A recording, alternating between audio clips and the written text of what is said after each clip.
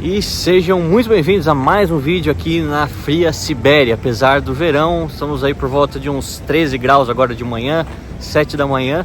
Indo de carro agora, consegui um carro compartilhado para ir para Krasnoyarsk. Essa que é a segunda maior cidade da Sibéria, fica aí umas 8 horas de distância de Tomsk. E a partir de lá, depois eu pego os outros trens com o trecho da Transiberiana. Então me acompanha nesse dia que vai mostrar o interiorzão, como que é esse caminho. A gente vai parar algumas vezes, contar alguns detalhes, além da própria cidade de Krasnoyarsk, que eu fico aí quase 2 dias, um dia e meio praticamente. Uma cidade grande com muitos pontos interessantes para mostrar para vocês também. Bom pessoal, hoje nós vamos conhecer mais uma das grandes cidades siberianas e que teve o seu desenvolvimento a partir da expansão russa para o leste durante a época da colonização da Sibéria. Algo que vale mencionar e que vocês vão perceber até mesmo explorando o mapa dessa região é que aqui na Sibéria nós temos poucas cidades grandes, já que grande parte das maiores cidades elas são bem espaçadas uma das outras, ao contrário do Brasil e até mesmo da Europa, onde a cada 100 quilômetros mais ou menos a gente tem uma cidade relativamente grande. Aqui muitas pessoas têm que andar uns 300, 400, 500 quilômetros ou mais para achar uma cidade e não apenas um pequeno povoado. Nesse trecho entre Tomsk e Krasnoyarsk são mais ou menos 8 horas de estrada para meia dúzia de cidades médias apenas que a gente vê neste meio do caminho. Essa baixa densidade de cidades e de pessoas continua sendo um desafio para as autoridades russas para povoar e continuar desenvolvendo ainda mais essa região. Afinal, aqui a gente tem vários recursos naturais, muitos recursos mesmo. E, portanto, muitas oportunidades de trabalho, principalmente no setor industrial. Só que em alguns casos faltam pessoas que queiram se deslocar da Europa com as suas famílias para um lugar tão longe e para também uma região tão fria do mundo, com menos atrativo, se assim podemos dizer. Durante a era soviética, muitos não tinham escolha e eram mandados por seus chefes ou até mesmo pelo Estado soviético para as cidades da Sibéria e povoar cada uma dessas regiões.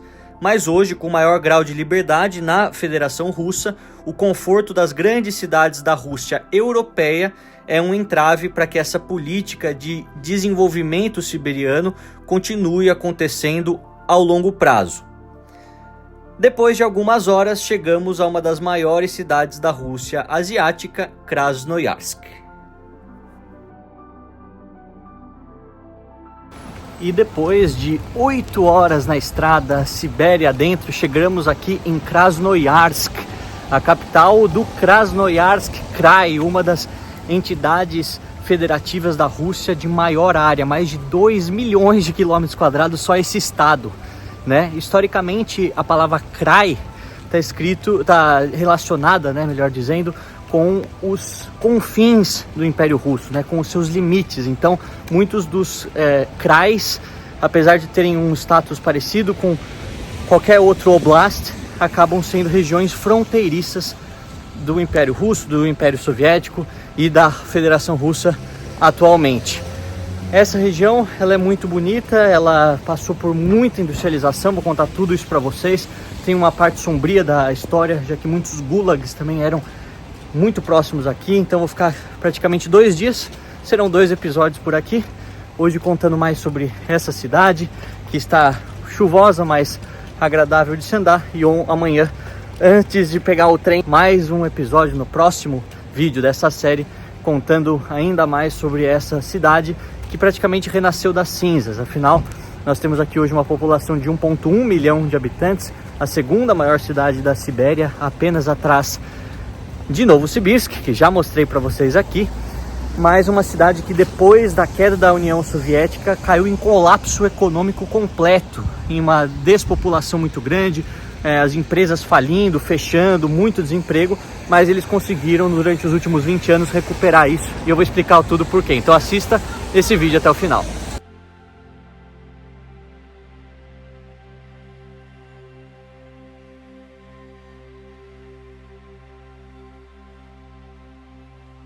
Um aspecto interessante é que, apesar da população ser majoritariamente russa, assim como as grandes cidades da Sibéria, nós temos uma porcentagem expressiva de tajiques, uzbeques, armênios. Então, esses outros países que eu já mostrei para vocês no canal, talvez com uma outra linguagem naqueles vídeos, essas populações estão presentes aqui por conta da proximidade maior, no caso do Tajiquistão, do Uzbequistão, com essas regiões da Rússia asiática, assim também com uma questão econômica que se tornou mais pujante durante as últimas 2 décadas e atraiu trabalhadores para cá.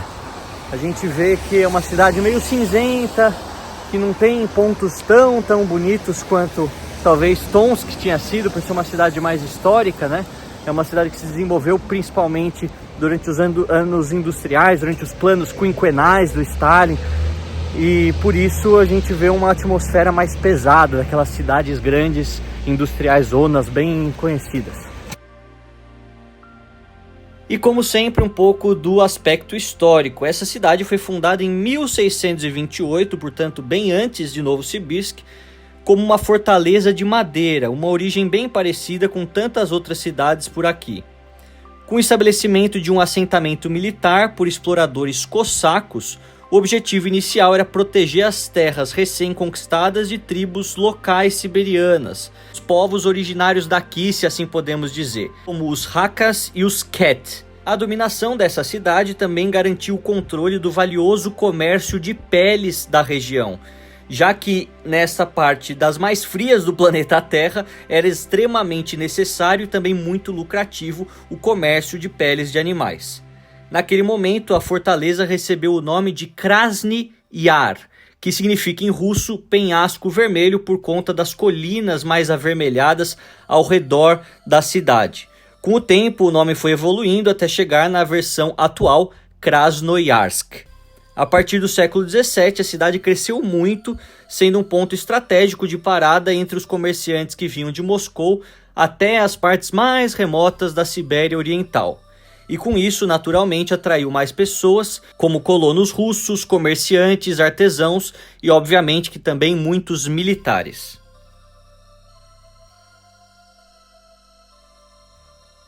Bom, a cidade de Krasnoyarsk já é mais antiga do que Novosibirsk, por exemplo, que só surgiu no final do século XIX. Aqui já temos, desde o século XVII e XVIII, a cidade sendo cada vez mais importante para o Império Russo, principalmente em alguns momentos sendo o limite máximo que o Império tinha alcançado. Lembrando que a conquista da Sibéria ela foi sendo feita de maneira gradual. Eles começaram, obviamente, a partir da Europa, de onde são originários os cossacos, os eslavos, todos os povos que até hoje compõem a maioria da Federação Russa, mas se expandindo a partir aí do século XVI em diante para os limites da Ásia, passando os Urais até chegar no Pacífico.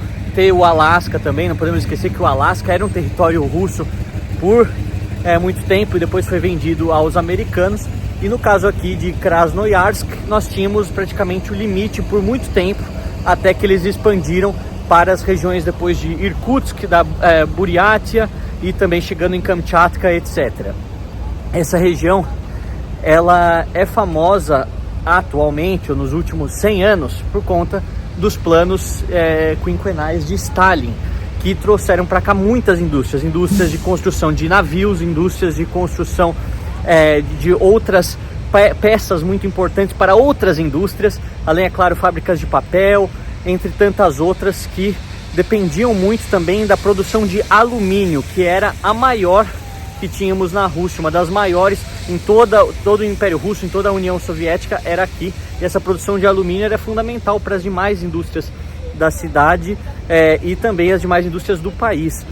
Por conta dessa queda que aconteceu depois da transição em 1990, que a cidade entrou em colapso. A indústria de alumínio descobriram um grande esquema de corrupção.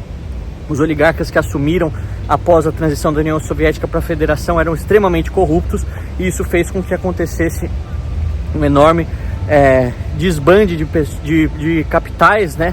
E também muitas pessoas perdendo seus empregos e indo embora daqui.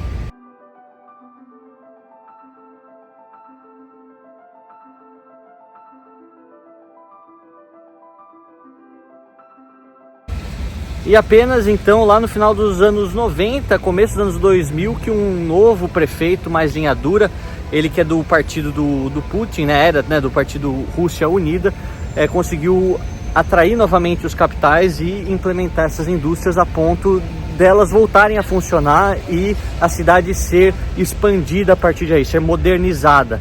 Algo que de fato aconteceu e a população voltou a crescer e inclusive atraindo trabalhadores, como eu falei, de outras partes da Ásia Central que achariam aqui oportunidades de emprego que paga ainda melhor do que os seus países de origem. E vocês puderam ver no começo do vídeo, onde eu cheguei a prédios já bem modernos, ao lado daqueles prédios soviéticos, mas há também muitos shoppings, outras regiões bonitas, e a cidade ela tem melhorado, apesar de ser uma das mais frias de toda a Rússia aqui, que falando aqui com os taxistas, com o pessoal, uma geladeira eles chamam, né? Durante o período de inverno, com neve assim, muito alta.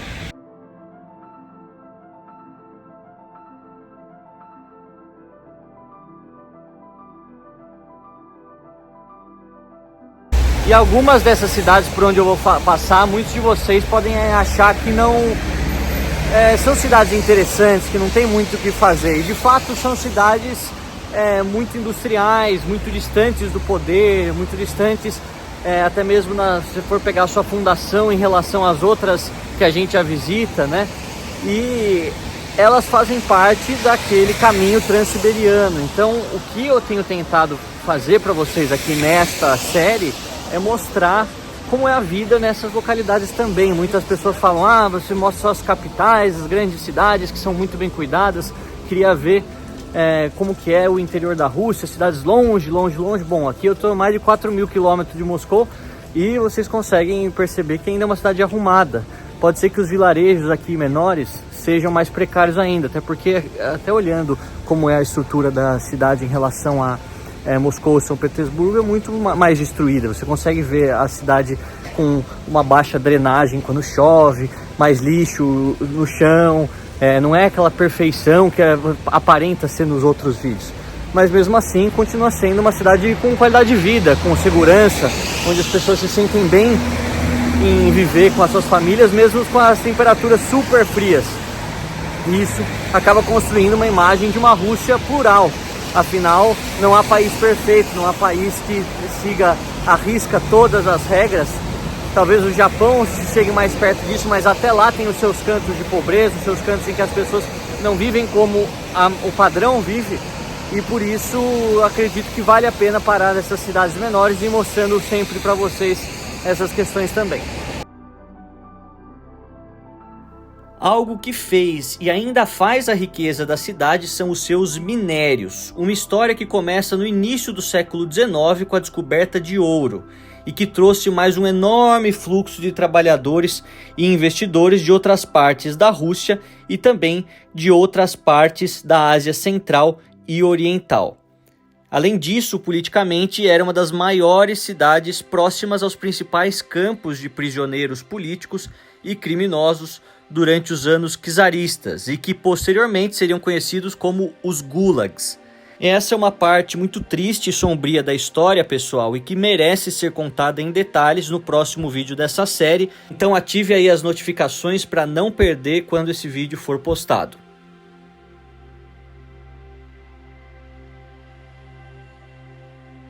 E na hora do almoço eu parei para comer um original Stroganoff russo, que ao contrário do nosso Strogonoff brasileiro, não é servido com arroz e batata palha, mas com purê de batatas e muitas vezes também cogumelos. Esse prato icônico ele tem a sua origem no século XIX, quando uma família aristocrática russa, a família Stroganov, teve um de seus chefes franceses preparando a iguaria, combinando as técnicas francesas para fazer o molho com os ingredientes típicos locais.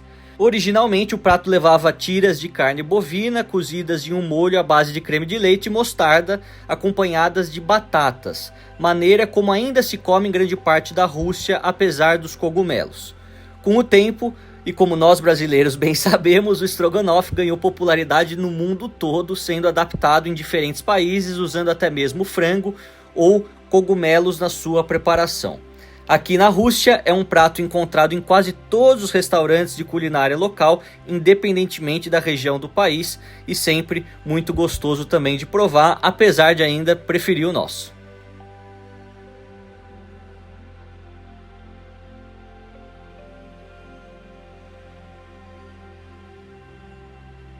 E continuando a nossa linha do tempo histórica, a construção da ferrovia Transiberiana em 1895 impulsionou ainda mais o crescimento da cidade em todas as áreas, tendo recebido fábricas de maquinaria, indústrias têxteis e siderúrgicas. Todo esse potencial econômico foi também muito bem aproveitado pelos soviéticos, que no século XX instalaram aqui fábricas de armamentos e até construíram usinas hidrelétricas, com a mais famosa sendo a barragem de Krasnoyarsk em 1972, e que fez com que a cidade fosse uma das maiores produtoras de energia elétrica de toda a Rússia.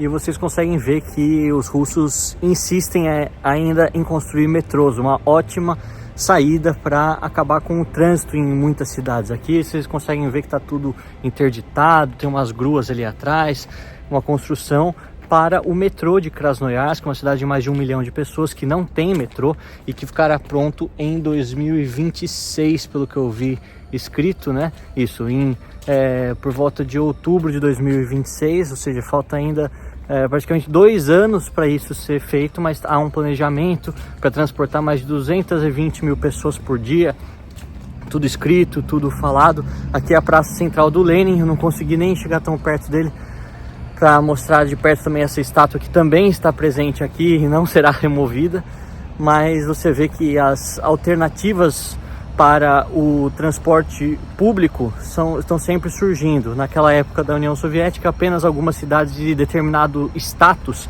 tinham o privilégio de ter um sistema de metrô. À medida que elas fossem crescendo, ultrapassando 1 milhão de habitantes, muitas delas ganhavam essa condição de ser agraciadas pelo governo federal com uma linha de metrô ou até mesmo 2 linhas de metrô, como foi o caso de Minsk nos anos 70, também Novosibirsk nos anos 80, etc. Aqui, uma cidade que cresceu mais recentemente, como eu falei para vocês, as pessoas voltando para trabalhar nas indústrias e uma necessidade de fato crescente. Portanto, a gente vê que estão planejando todo esse perímetro aqui da Praça Central, deve ser uma das principais estações, por ser uma localidade bem no meio da cidade. E então só 2026 para ficar pronto mesmo isso aqui.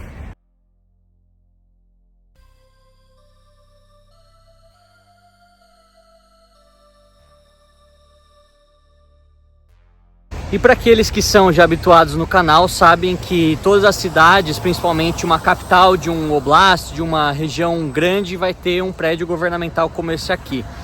E isso é observável em quase todos os países da antiga União Soviética. O fato é que na Rússia, Bielorrússia, a gente vê que os símbolos, a foice e o martelo, não foram removidos, enquanto que na Ucrânia, por exemplo, os prédios foram mantidos, alguns ministérios mudaram de nome, mudaram de ministério em si, Relações Exteriores virou Ministério do Trabalho. Eu estou dando só exemplos, né? Mas o símbolo em si mudou, agora tem aquele tridente da Ucrânia, por exemplo.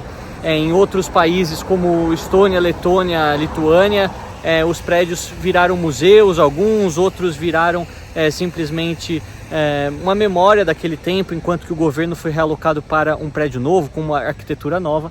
E aqui a gente vê que não há nenhum intuito de fazer isso, vai se manter daquele mesmo jeito, com essas mesmas colunas, com a foice e o martelo lá na frente, pelo menos até acontecer uma mudança política grande na Rússia, o que eu acho que é bem pouco provável durante os próximos 20, 30 anos, mesmo após a morte de Vladimir Putin. Acredito que outros líderes virão que irão manter esta mesma postura, porque é o jeito que o povo está acostumado, principalmente nessas partes tão longe do centro do poder, né? Tão longe de Moscou, de São Petersburgo, é mais fácil deixar desse jeito como está hoje.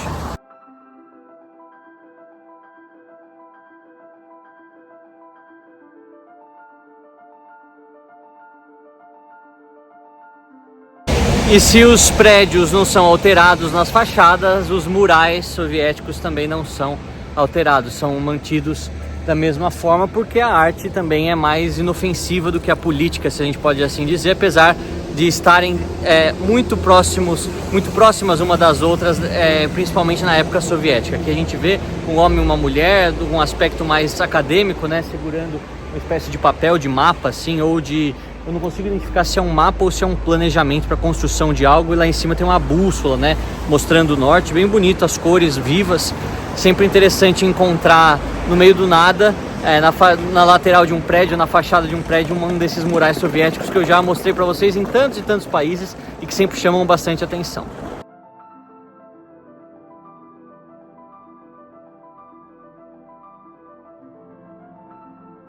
Como eu falei para vocês, pessoal, a evolução demográfica é um constante desafio para a Sibéria. Inicialmente, antes da chegada dos russos, a região era composta por tribos nomádicas, povos indígenas locais como os Evenki, Buriatios, Nenets, Khanty, entre tantos outros, vivendo em grupos nômades ou seminômades, dependendo da caça e da pesca para sobreviver.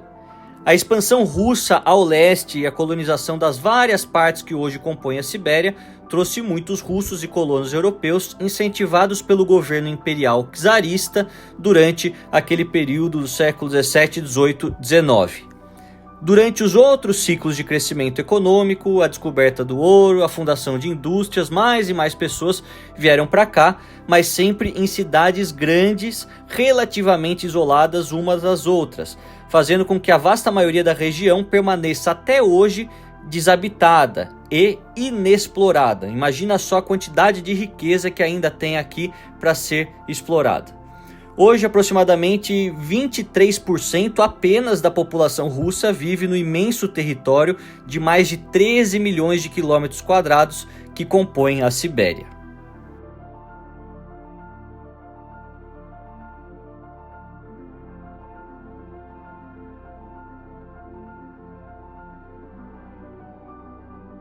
E mais uma vez, como sempre gosto de fazer, pude entrar e visitar uma igreja ortodoxa russa e participar de um pedaço da missa, que mais uma vez ressalto, acontece com as pessoas em pé, olhando ao altar e escutando o sermão do padre.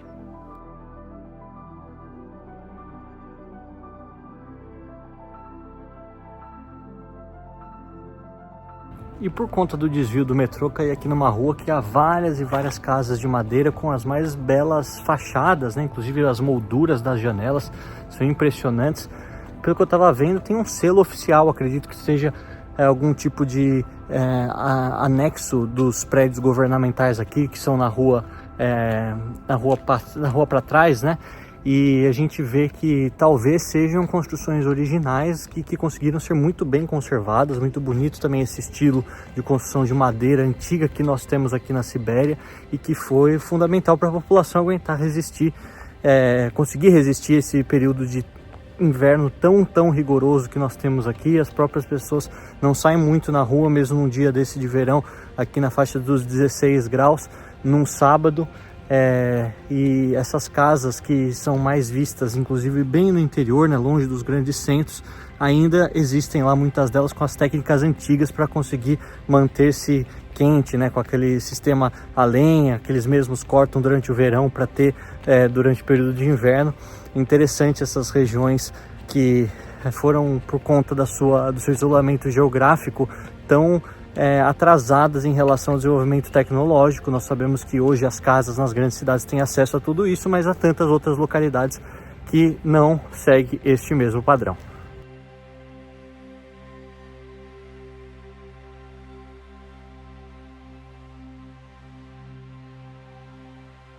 E muitas pessoas nos comentários dos vídeos que postei sobre a Sibéria até agora sempre me perguntam: onde estão as pessoas? Dizem que as cidades são bonitas, mas sentem falta das pessoas. E de fato esse é um problema aqui na Sibéria. É uma região imensa em área, cidades também muito amplas, muitas delas seguindo aquela arquitetura soviética, né? Aquele plano urbanístico soviético em fazer grandes parques, grandes avenidas, mas ao mesmo tempo não há muitas pessoas. Então você tem essa sensação de estar quase sempre sozinho, de não ver muitas pessoas nas ruas, o que é relativamente normal normal dentro dessa região se a gente considerar a densidade demográfica. De qualquer maneira, você consegue andar a pé, consegue andar também com os táxis locais, não é nada muito caro, e ver esses belos parques, ver também o rio e toda essa estrutura industrial que a gente tem na cidade, principalmente do outro lado, né? Famílias que muitas vezes não moram no centro, mas para economizar acabam escolhendo casas que são daquele velho estilo dos edifícios em bloco para poder trabalhar na cidade e viver de forma mais econômica.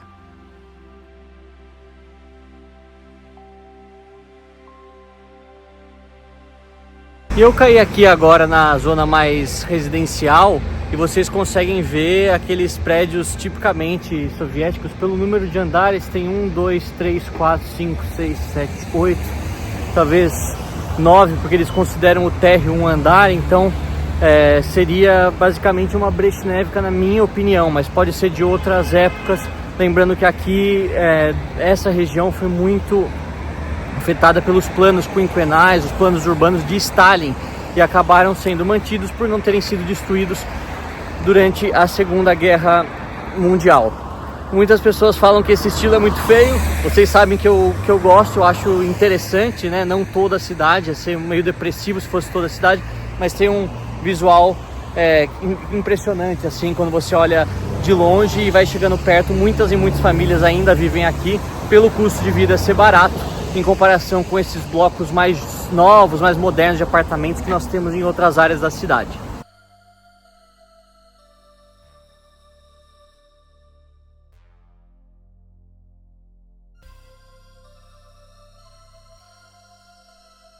E depois de falar tanto sobre economia e indústrias, assuntos meio chatos para algumas pessoas, acho que vale também dizer um pouco sobre a rica cultura siberiana, aproveitando que eu vi também algumas danças típicas em um dos festivais aqui em Krasnoyarsk. A cultura aqui é bem rica e reflete, obviamente, essa interação ao longo dos séculos entre os povos indígenas e os colonizadores russos. Os povos originários, como os Evenki, Yakuts, Buriatos, entre tantos outros, têm danças e rituais ligados às suas crenças espirituais, que muitas vezes são próximas às divindades da natureza, assim chamadas por eles, e que têm as suas danças imitando movimentos de animais e simbolizando essa conexão do homem com o seu entorno. Os siberianos originais possuem também instrumentos típicos feitos com peles de animais, alguns chocalhos, e utilizam ritmos bem característicos, sendo que alguns desses rituais com música e dança servem também para honrar esses espíritos e, em muitos casos, buscar a cura para doenças.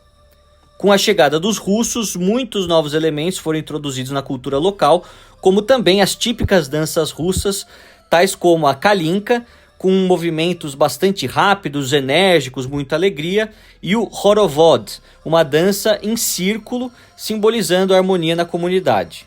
Apesar desses elementos históricos, até hoje as danças são uma das formas de expressão cultural mais importantes para os siberianos, com muitos eventos específicos celebrando diferentes feriados e festivais locais em diferentes épocas do ano, principalmente no período da primavera e do verão.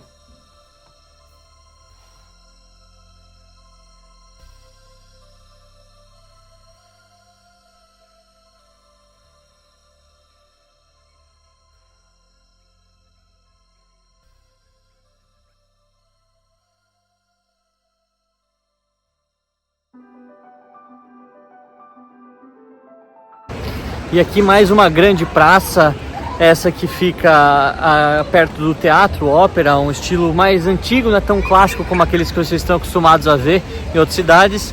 E aqui tem o Hotel Krasnoyarsk, né? Algo que também já repetidas vezes falei para vocês. Sempre em uma praça grande, em uma cidade importante, há um hotel com o nome da cidade, o nome da região, que serviu para receber os burocratas, serviu para receber os chefes regionais, até mesmo os donos das empresas, né? As lideranças das empresas depois se tornaram donos de fato. Mas muito bonita essa região, as fontanas aqui, as crianças brincando de patins, conversando, interessante você observar.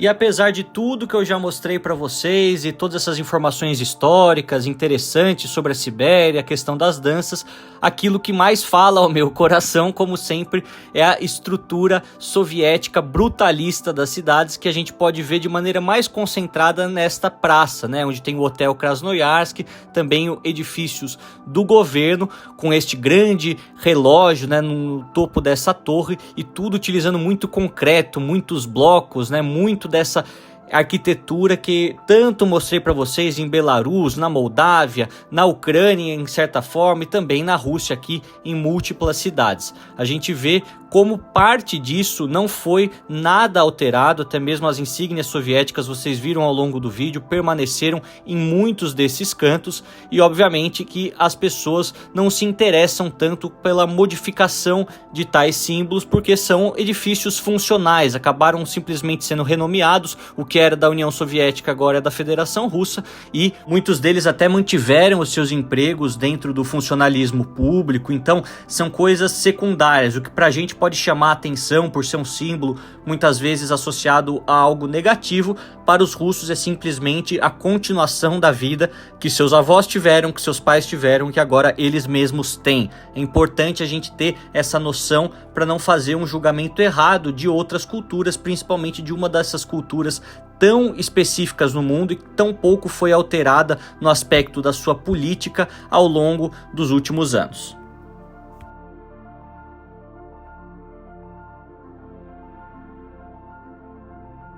E como toda grande cidade na Sibéria, nós temos um rio, e este não é apenas um rio, é o rio Yenisei, o maior rio que nós temos dentro do território russo, cortando o seu território, lembrando que começa na Mongólia, apenas 3% dele, e ele deságua no Oceano Glacial Ártico, ou seja, é um dos rios do mundo mais caudalosos que deságua no Ártico, e aqui a gente consegue ver, ele é realmente muito extenso, conjuntamente com outros 3 rios, ele forma um sistema, né? O Yenisei, Selenga, Ider, eu posso estar esquecendo mais algum, mas eu ponho escrito aqui para vocês, eles têm 5.500 quilômetros de extensão e uma grande vista que temos aqui desta margem em Krasnoyarsk, lembrando que ele vai cortar todo o território aqui do Krasnoyarsk Krai até o Ártico, até lá em cima, e muito importante para a cidade como um todo, como os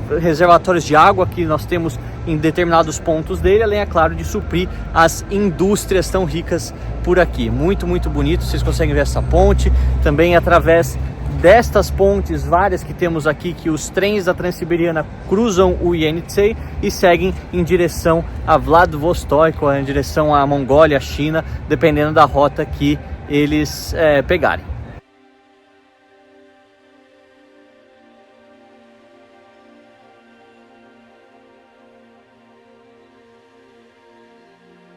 Apenas com caráter de correção, alguns falam que o sistema Ob-Irtysh é maior do que o Yenisei e os outros 3 rios que fazem parte do mesmo sistema. Essa questão de quão caudalosos são os rios, geralmente é uma questão muito polêmica pela maneira como é medido. A gente sabe que algumas listas dão o rio Amazonas como primeiro, outros dão o rio Nilo como segundo. Essa questão da quilometragem acaba não sendo tão importante quanto a importância dos rios para as pessoas, propriamente dito. É sempre curioso estar no maior rio, no mais extenso, no mais caudaloso, que deságua no Atlântico, que deságua no Pacífico, que deságua no Ártico, etc. Mas aqui o que eu quero deixar claro é que é um dos maiores, 3 grandes rios que temos aqui na Sibéria, com o Ob-Irtysh, o Yenisei e também o rio Lena, esse aqui cortando grande parte do território da Rússia, inclusive sendo que inspirou o Vladimir Ulyanov a pegar o nome de Lenin depois, durante a Revolução, um pouco antes, até quando já era um simpatizante da causa comunista. Mas isso é papo mais pra frente. Espero que vocês tenham gostado desse episódio, dessas belíssimas imagens, dessas cidades tão pouco mostradas em português aqui. Se você admira esse trabalho, peço por favor que deixe aqui nos comentários alguma palavra de incentivo, alguma sugestão, alguma crítica, são sempre bem-vindas, e também o seu like para o vídeo ter o maior alcance possível para o maior número de pessoas. E com o cair da noite aqui em Krasnoyarsk e as pontes acesas sobre o belo rio Yenisei, eu me despeço de vocês agradecendo de coração todos aqueles que ficaram até o final do vídeo, que deixaram os seus likes, que deixaram seus comentários e que se inscreveram no canal. Durante o próximo vídeo, como prometido, vou mostrar para vocês como foi dura a realidade dos presos políticos e de tantas outras pessoas enviadas aos gulags aqui da Sibéria. Uma história muito tocante, mas também importante para a gente entender todo esse contexto histórico durante a União Soviética. E depois, obviamente, a grande viagem de trem pela Transiberiana, que muitos estão esperando, quase um dia inteiro sem sair de um trem, mostrando todos os detalhes disso também. Um forte abraço a todos e fiquem com Deus.